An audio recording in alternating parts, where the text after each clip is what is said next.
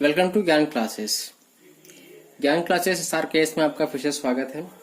आज हम लोग एक्सरसाइज 3.4 का ये थर्ड सेशन करने वाले हैं, जहां पे आपको कुछ क्वेश्चंस का केवल हिंट मिलेगा। सॉल्यूशन कैसे करना है ये सारी बातें हमने आपको पहले ही समझा दी है। इसके लिए आपको इस चैप्टर का पार्ट 1 और पार्ट 2 वीडियो देखना होगा। ठीक है, वीडियो शुरू करने से पहले अगर आप इस चैनल पे नए व्यूवर हैं तो चैनल को सब्सक्राइब कीजिए, लाइक कीजिए एंड शेयर कीजिए and press the bell icon to get our latest update. Now start the video. Question number 2, 3, 4 and 5। Okay, इस 2, 3, 4 एंड 5 क्वेश्चन नंबर 1 का, ठीक है, ये जो 5 क्वेश्चन दिए हुए हैं उसमें से एक का सोल्यूशन हमको पार्ट 2 में आपको हम दे चुके हैं। अब 2, 3, 4 एंड 5 का केवल आपको हिंट मतलब इक्वेशन निकाल के आपको देंगे। सॉल्यूशन आपको खुद करना है विलोपन विधि से। ठीक है, तो क्वेश्चन नंबर 2 का ये आपको हिंट मिल रहा है 1 का 2।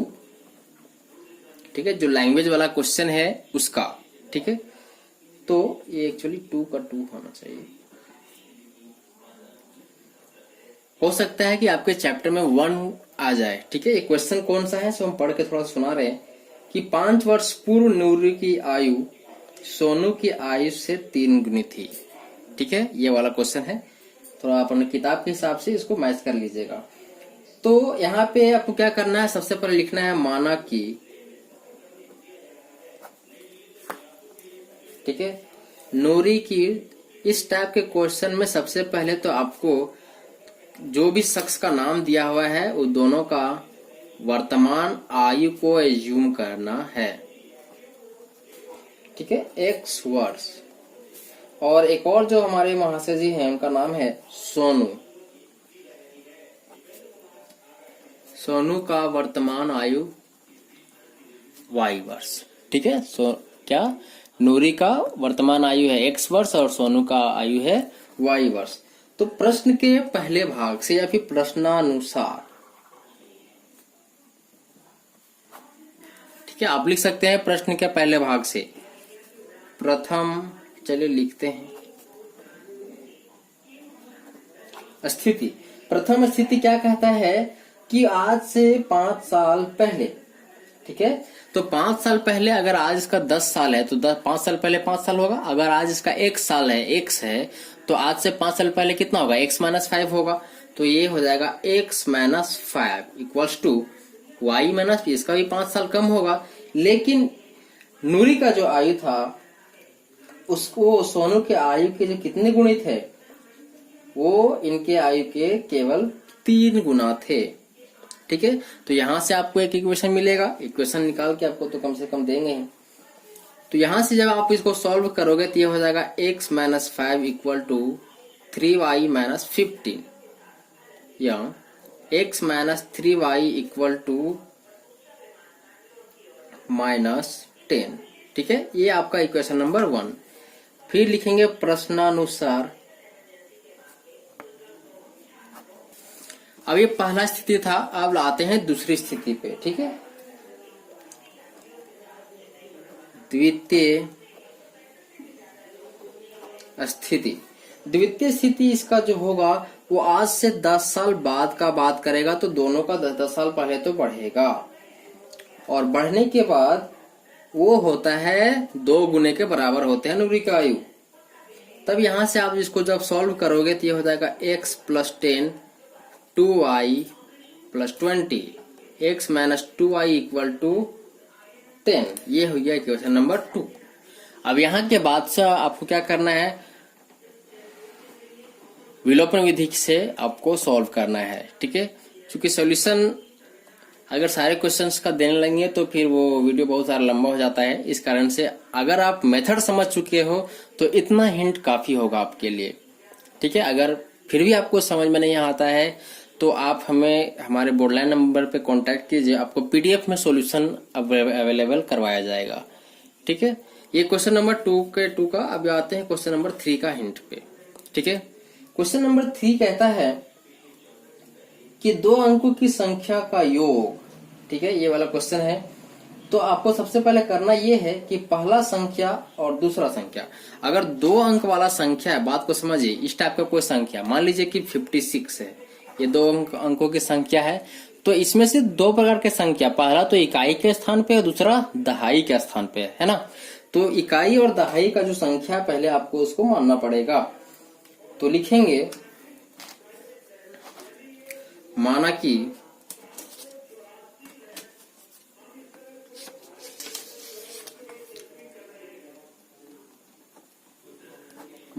कि दहाई का अंक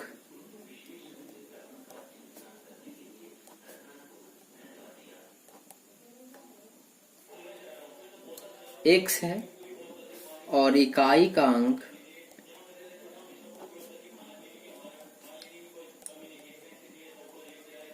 y है, ठीक है। तो फिर वही लिखेंगे प्रश्नानुसार प्रथम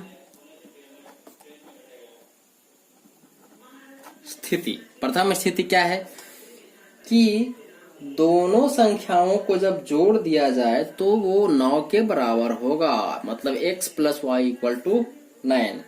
और इसका जो द्वितीय स्थिति है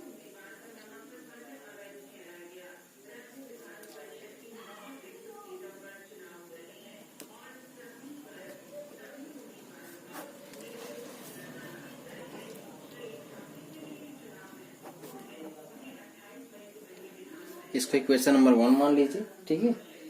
तो ये हो जाएगा कि 9 into 10 plus Y equal to 10y plus x, ठीक है। क्वेश्चन में कह रहा था कि अगर संख्याओं को पलट दिया जाए, मतलब अंकों को पलटने से बनी संख्या का 2 गुना है, ठीक है। 9 गुना जो है, बोलता है कि इस संख्या का 9 गुना संख्या के अंकों को पलटने से बनी संख्या का 2 गुना है, ठीक है। तो ये 9 गुना हो गया। पहले y था इकाई का, अब बन गया दहाई का। ये इकाई का था, ये बन जाएगा दहाई का। तो अब यहां से आप इसको सॉल्व कर लीजिए, तो ये हो जाएगा 90 प्लस 9y। कैसे हुआ? ये 9 इसके साथ भी मल्टीप्लाई होगा और इसके साथ भी, उसी प्रकार से ये 2 दोनों के साथ मल्टीप्लाई होगा। अब ये हो जाएगा 20y प्लस 2x होगा ना। अब यहाँ के बाद देखिए, ये 2x है, 20y है, ये प्लस में है, दोनों प्लस में, लेकिन ये जब सेकेंड साइड जाएगा तो माइनस में जाएगा। ये x यहाँ पे छूट गया था, तो ये हो जाएगा 90x। अब सारे को इक्वेट कर लेते हैं। तो इक्वेट करने के बाद आपको मिलेगा कि 88x इक्वल्स टू 11y, या फिर 88x minus 11y equals to 0। ये समीकरण नंबर 2। अब आपके पास समीकरण 1, 2 ये दोनों प्राप्त है, ठीक है। या फिर एक काम कर सकते हैं, इसको थोड़ा सा और शॉर्ट कर देते हैं, ठीक है। ये देखिए 11 दोनों से कॉमन है, तो यहाँ से कॉमन निकाल लेते हैं, तो ये हो जाएगा 8x minus Y equal to 0। ये हम मान लेते हैं समीकरण नंबर 2 इसको। आपके पास 1, 2 आ गया है, अब आराम से आप सॉल्व कर सकते हो, ठीक है। अब आते हैं क्वेश्चन नंबर 3 का हिंट, 4 का हिंट। क्वेश्चन नंबर 4 का हिंट है कि ये नोट वाला जो क्वेश्चन है कि 50 रुपए का नोट कितना होगा, 100 रुपए का नोट कितना होगा, ठीक है। तो वो लिख देते हैं, लिखते हैं माना कि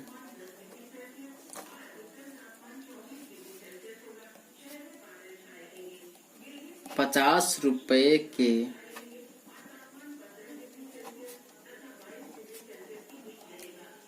नोटों की संख्या x, ठीक है, और 100 रुपए के नोटों की संख्या y, ठीक है। तो दोनों नोट को जोड़ने पर टोटल पैसा हमारा जो है, लिखेंगे प्रश्नानुसार।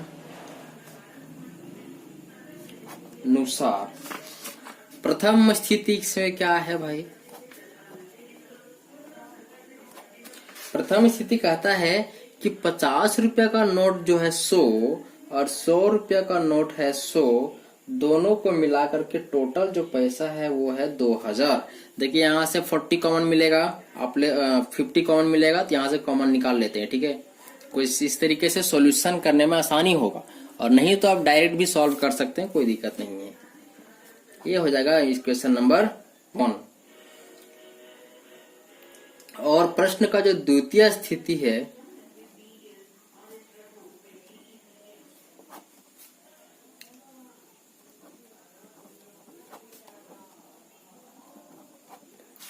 द्वितीय स्थिति कहता है कि टोटल जो नोट है, ठीक है, वो हमारा है x प्लस वाई को मिलाने के बाद केवल 25 ही नोट होगा। तो ये समीकरण नंबर 2, ठीक है। अब आप यहां से विलोपन विधि से सॉल्व कीजिए, आपके पास दोनों क्वेश्चन प्राप्त हो चुके हैं। और ये क्वेश्चन नंबर लास्ट होगा, जिसका हिंट है आपके, वो भी किराया वाला क्वेश्चन फिर से यहाँ पे आ गया है, ठीक है। तो लिखेंगे माना कि इस टाइप का क्वेश्चन का इक्वेशन हम लोग पहले भी निकाल चुके हैं कि नियत किराया क्या था और जो प्रतिदिन का किराया था वो क्या है। ऐसा क्वेश्चन हम लोग 3.3 में भी देख चुके हैं। तो नियत किराया जो था वो था x रुपया मान लेते हैं, और प्रतिदिन का जो किराया है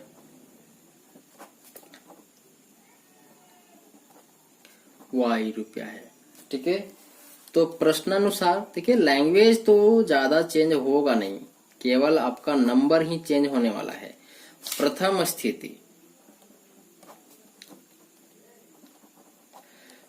स्थिति में क्या है कि x plus 4y equals to हो जाएगा आपका 27, और द्वितीय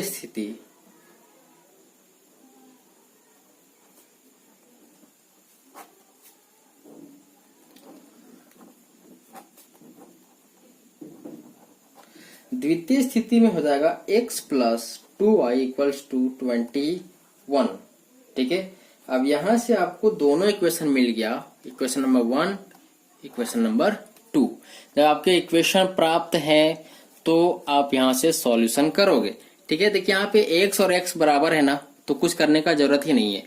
लिखेंगे समीकरण 1-2 से, या फिर करने पर यह हो जाएगा x plus 4y equal to 27 और x plus 2y equal to 21, या फिर समीकरण 1 तथा 2 से लिखने के बाद यहाँ पे लिख देंगे घटाने पर, ठीक है। तो ये हो जाएगा माइनस, ये भी माइनस और ये भी माइनस, ये कट जाएगा x बचेगा 2y equal to 6, then y equal to 3। इस टाइप से फिर यहीं के बाद हम लोग क्या करते हैं, तुरंत y का वैल्यू रखते हैं, y इक्वल टू 3 का मान समीकरण 1 में रखने पर, ठीक है। तो क्या था, x प्लस 4y था, तो y का वैल्यू 3 आ गया और ये 27, देन x इक्वल टू हो जाएगा 27 माइनस 12 इक्वल टू 15, ठीक है। आ गया आपका नियत भाड़ा और प्रतिदिन का भाड़ा दोनों आ गया। तो इस प्रकार से यहाँ पे जितने भी आपको हिंट दिए हुए हैं, सॉल्यूशन तो ऐसा ही करना होगा, यही है विलोपन विधि आपका, ठीक है। जब तक, एक बार फिर से हम रिपीट कर रहे हैं कि जब तक क्वेश्चन में आपको किसी भी विधि का नाम नहीं ले, आपको उस विधि से सॉल्व नहीं करना है। आप जिसमें भी कंफर्टेबल हैं, आपको उसी विधि से सॉल्व करना है, जब तक किसी भी विधि का पर्टिकुलर नाम न ले ले आपके क्वेश्चन में, ठीक है। तो यहाँ तक हमारा 3.54 तक कंप्लीटली पूरा हो चुका है, ठीक है। अब हमारे पास एक नया विधि आएगा जिसका नाम है वज्र गुणनखंड विधि। साथ ही साथ यहाँ पे आपको रिमाइंड कराते चलें कि जितने भी चैप्टर्स हम लोग पढ़े हैं, ठीक है, अभी तक खास करके 3 वाले चैप्टर में, वो सारा आप कंप्लीट रखोगे तो 3.5 और 3.6 में आपको कोई भी समस्या नहीं होगा। 3.6 में मैक्सिमम क्वेश्चन जो सॉल्व होते हैं वो प्रतिस्थापन विधि से ही सॉल्व होता है। करने के लिए आप तो किसी से भी कर सकते हो, क्योंकि वहां भी x और y का वैल्यू निकालने बोलेगा, तो उस टाइम पे जब तक इधर का डेटा क्लियर नहीं होगा, इधर का कॉन्सेप्ट क्लियर नहीं रहेगा, आपको सॉल्यूशन लाने में दिक्कत होगा। और सबसे मोस्ट इम्पोर्टेंट तो बात ये है कि 3.6 से तो एक क्वेश्चन हर साल क्वेश्चन पूछा जाता है, तो वो बहुत ही इम्पोर्टेंट चैप्टर है आपके लिए। तो आशा है कि आपको वीडियो पसंद आया होगा और समझ में भी आया होगा।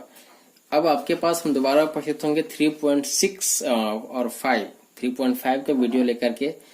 तब तक आप इसको पूरा कंप्लीट कीजिए, क्वेश्चन बनाइए, सॉल्व कीजिए। धन्यवाद।